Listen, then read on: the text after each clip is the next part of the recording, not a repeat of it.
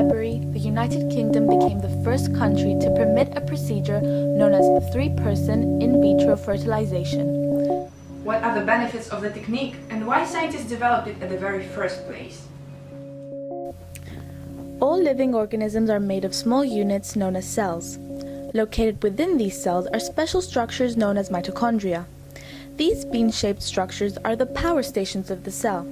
Simply put, mitochondria are responsible for the energy we require to walk, talk, run, think, and even breathe.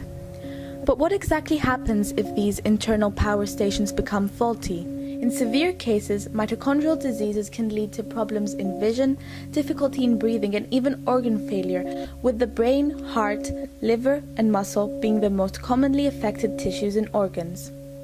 Regardless of the severity, there is currently no cure for these disorders. Most of the genetic information of an individual is stored in the form of DNA within the nucleus of the cell. This information is inherited from both parents and determines how we look and behave.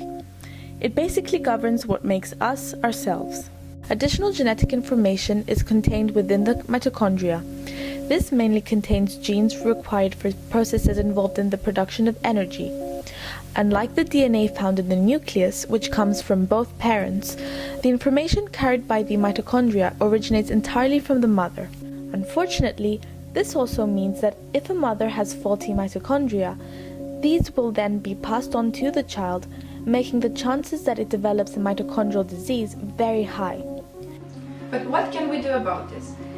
If we replace faulty mitochondria with healthy disease-free mitochondria from a female donor, it will completely eliminate the risk of mother passing the disease to her children. Maternal spindle transfer involves repairing the egg.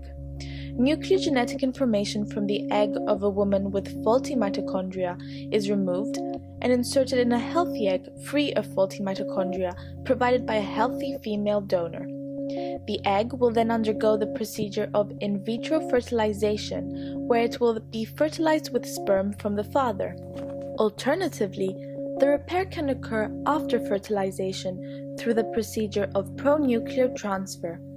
Here, the mother's egg is firstly fertilized using the father's sperm, and the nuclear genetic information of the newly fertilized egg found at this point in time within a structure known as a pronucleus is transferred into a fertilized healthy donor egg free of damaged mitochondria that has had its own pronucleus removed. The fertilized egg will then be implanted into the mother. Both cases will allow a future child to be free from its mother's faulty mitochondria.